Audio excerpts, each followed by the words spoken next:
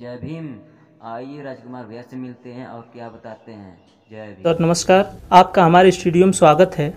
Sir आप बिरहा महासंघ के राष्ट्रीय अध्यक्ष हैं जी।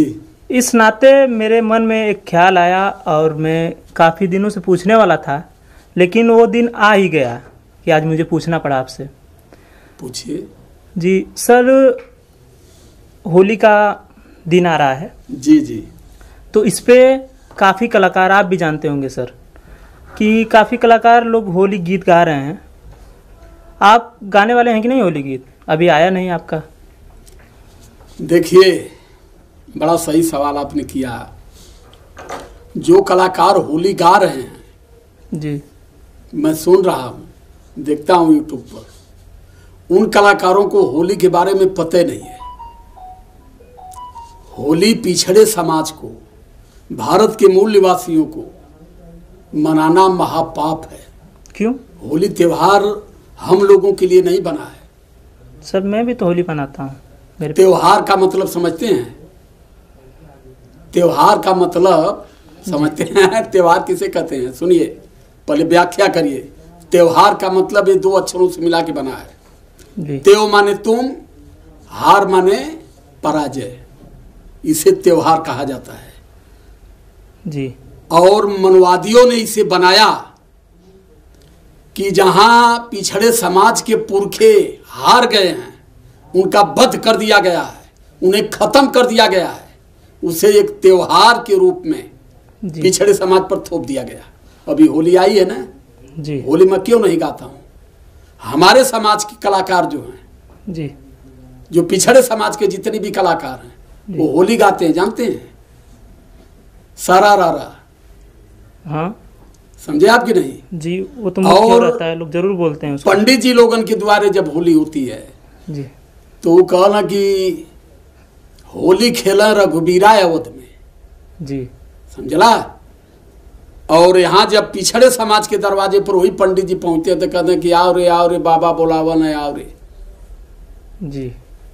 ऐसा क्यों है? हमारे समाज के लोग होली के बारे में समझते नहीं हैं।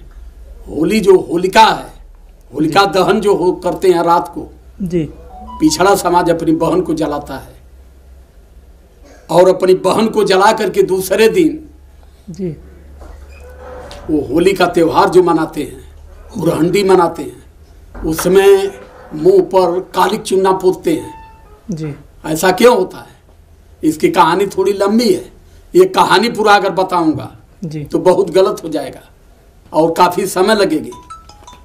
अभी इस पर एक गीत मैं गाया हूं, अभी गीत छुट्टी नहीं हो, गीत आ जाएगी। अच्छा। कि होली पिछड़े समाज को क्यों नहीं मनाना चाहिए और होली पिछड़े समाज के कलाकारों को क्यों नहीं गाना चाहिए। पिछड़ा समाज होली को जो ढो रहा है, वो अपनी संस्कृति और अपने संस्कार पर लात मार रहा है और वो कलाकार को इस संस्कृति, इस संस्कार के बारे में पता नहीं है। पहले क्यों कि पिछड़ा समाज ज़्यादा से ज़्यादा रामायण महाभारत पढ़ता है, अपना इतिहास कभी नहीं पढ़ा है। जब अपना इतिहास पढ़ेगा तो उसे पता चलेगा राजा हिरण्यकश्यप की बहन थी होलिका, जी उनका बेटा था प्रहलाद। ये सब मनगढ़ंत कहानी गढ़े कि हिरण्यकश्यप राक्षस थे। लेकिन इसी लखनऊ के बगल में हरदोई जिला है, हरदोई का नाम पड़ा क्यों? हरिद्रोही। राजा हिरण्यकश्यप हरि को नहीं मानते। हरि माने ब्राह्मण, द्रोही माने विद्रोह करने वाला। राजा हिरण्यकश्यप की गलती थी कि मेरे यहाँ ब्राह्मणों का पाखंड नहीं चलेगा। तो राजा हिरण्यकश्यप को खत्म करने के लिए उनके बेटे प्रहलाद को फोड़े और प्रहलाद को नशेड़ी भंगेड़ी जुआरी शराबी बना दिए। और राजा तंग आकर के हिरण्यकश्यप जी प्रहलाद को भगा दिए घर से। तो जब घर से भगा दिए तो उसी दिन, जिस दिन होलिका दहन होता है, उसी दिन शादी थी होलिका की। तो कही कि ये कही भतीजा मेरा है, भैया ने घर से भगा दिया, तो चलूं कम से कम उससे खाना खिला लूं। तो घर से चोरी चोरी खाना खिलाने के लिए जंगल में गई है। और 7 ब्राह्मण पुत्र दारू के नशे में धुत, और प्रहलाद भी दारू पिया हुआ था। इसे पढ़ेंगे तो इसे आपको मिलेगा। सच्ची रामायण का अध्ययन करिए, अपने सच्चे इतिहास को खोजिए।